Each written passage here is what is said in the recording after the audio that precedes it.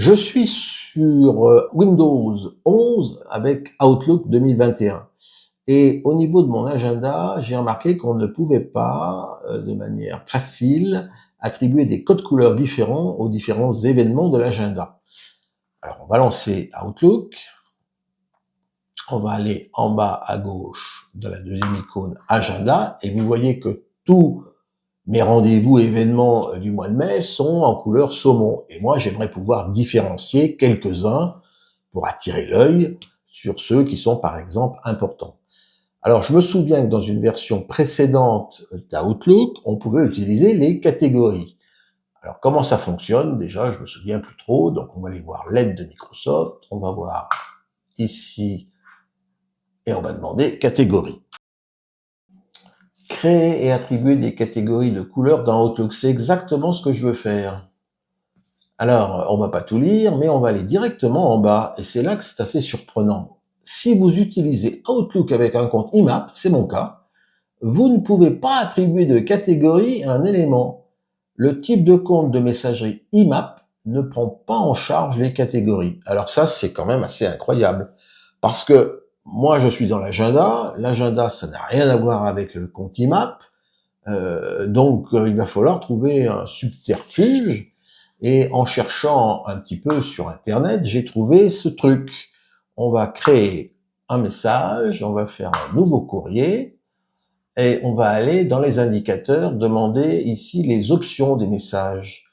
Et vous voyez que tout en bas, vous avez les catégories. Et là, on a déjà 3 catégories que j'ai créées.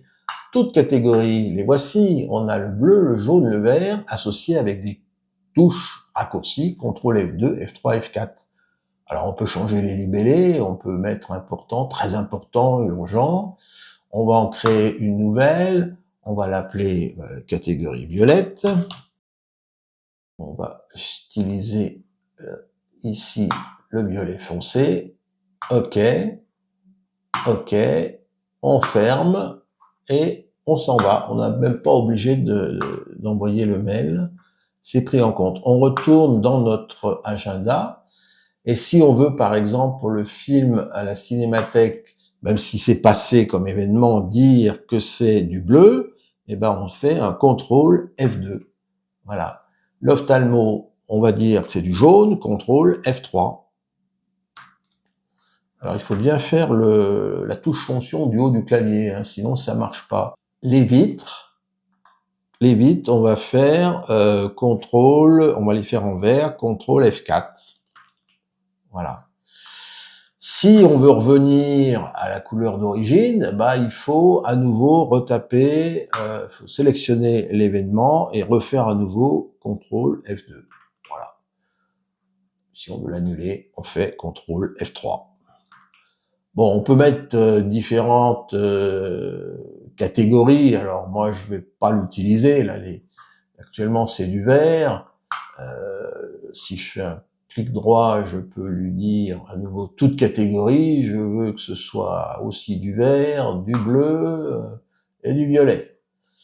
Alors bien sûr, là, ça va être mémorisé. On va enregistrer. Il n'affiche qu'une couleur, mais bon, après, libre à vous de choisir des codes catégories comme vous le souhaitez.